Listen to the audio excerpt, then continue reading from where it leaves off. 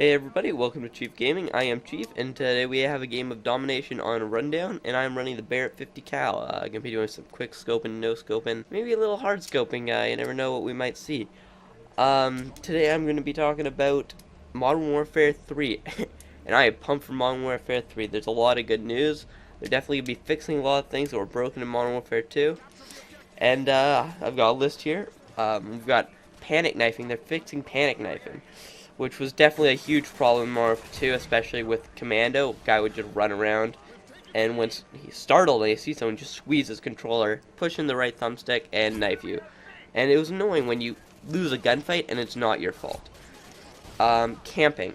They're going to be addressing camping. They said they are going to be flattening out the levels. There's going to be less power spots. There's going to be less places where people can camp. And hopefully that'll speed up the game and reduce some of the camping. Also, they are getting rid of stopping power. Stopping power will be not returning from Modern Warfare 2, and it wasn't in Black Ops, so we should be used to that. But all the guns are going to act like they have stopping power. They're going to have like the power they had in Modern Warfare 2, so that'll keep the game moving quickly, so it doesn't slow it down like it did in Black Ops, and hopefully it'll be a quick-paced game. They're cutting death streaks. So no painkiller, no martyrdom, no copycat, and I think there's one other, but I can't remember it. One-man army is being cut, and danger close. So that will avoid one-man army noob tubing, and noob tubes are going to be nerfed as well. Noob tubes is probably just going to have a smaller radius, do less damage, and just be generally easier to avoid being killed by. And powerful secondaries are returning. Because in Black Ops, you return to the old pistol secondaries. We've got our CZs, our M19s, our Pythons, our Magnums. Those will be there, probably the same way as Modern Warfare 2, but we will have machine pistols and the such. Machine pistols are good because it avoids you from having to use some shit-ass secondary, which really sucks. Like, having to use your secondary, you basically don't use it. That's just a slot for you to pick up someone's gun. And I think everyone will be glad to have machine pistols back, but the G18s, where people probably still remember the G18s with not much love, so hopefully they'll have made it so that there isn't one overpowered secondary. Point streaks. They are not going to be bringing back kill streaks. I'm going to assume when you kill someone you get a point, so it is sort of a kill streak, but this allows you to get points that add to your point streak for doing things other than killing them. That should foster more objective gameplay, so that if you hop on C flag, B flag, A flag, you're going to get a point right off the bat, maybe two. You never know, maybe it's based on how dangerous the flag is to capture, but I'm probably going to guess that it's a flat amount, so that everyone starts off domination with a point. Maybe you can't get points for the first 20 seconds. It remains to be seen, but I'm sure they'll address it and have it work out well. Bigger levels. This is more in the campaign, but because it's going to be in the city, Robert Bowling has promised a lot bigger levels.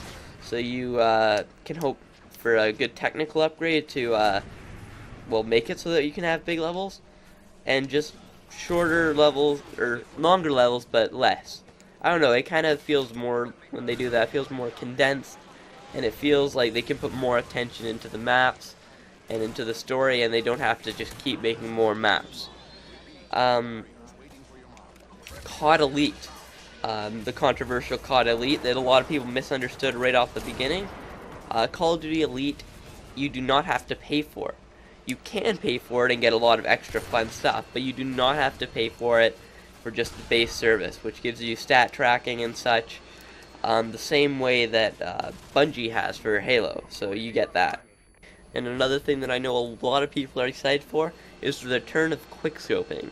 Robert Bowling said there will be quickscoping, and he hinted that there might be a quickscoping game type, so maybe you can only use snipers. I think that a lot of people would love that.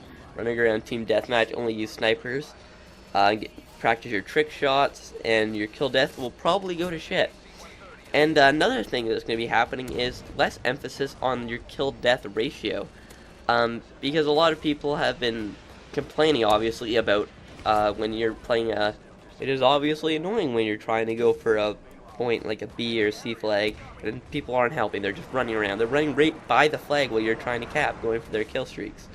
Well, hopefully they will be reducing that, so we won't have to worry about that too much, by putting emphasis on your win-loss ratio as opposed to your KD. But it's really a community thing. It's not really their choice. Hopefully people will adopt the new system and really work on their win-loss as not as much as their kill death. That'll be great. And quick scoping. Quick scoping is back.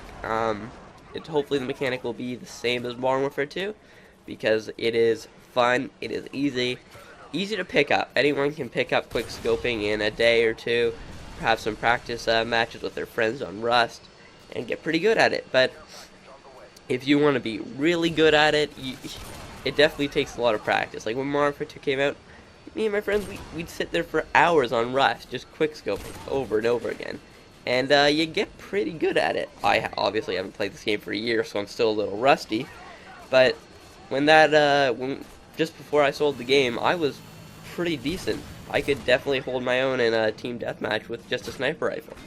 Quickscoping definitely helped develop the Call of Duty community.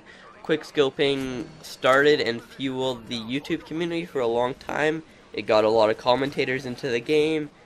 It was definitely what really took Call of Duty and turned it into a phenomenon. The phenomenon that we know today, and the game that we all love and play.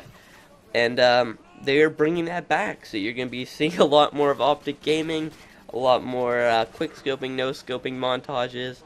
The one thing I'm not looking forward to is people jumping off the side of the map in Search and Destroy when it's 1v1 and they've got an intervention and say, oh, I'm going to jump off the side of high rise, do a 360, get a no scope, and everyone's like, oh my god, that guy's pro. No, you're not pro. You're not going to hit the shot. And that 1 in a million shot you see on YouTube, that's not going to be you. Sorry, you just jumped off the side of the map. So we're going to have to suffer through that all over again. And one thing I like about quickscoping is it doesn't promote camping, I find. When you're running around quickscoping trying to get the shots, you're not sitting there in the corner with your silenced assault rifle. You're moving around. It promotes good gameplay, map control, and and accuracy, and could be able to zoom in and just have your reticle dead on the guy. And a skill that can be translated to a assault rifle if you put ACOG, or even if you just use it normally. Thank you very much for watching, and today I've got 2 other videos for you. The one on the top is how to shotgun a flawless game on Summit, discussing some of the strategies for using the shotgun effectively, and on the bottom is a zombies. What I did was take the old zombie maps from World at War and put them side by side the new remastered zombie maps for the Resurrection map pack, so you can take a look at that and see what the difference is between the new and old maps. Thank you very much for watching Chief Gaming, and feel free to like and subscribe.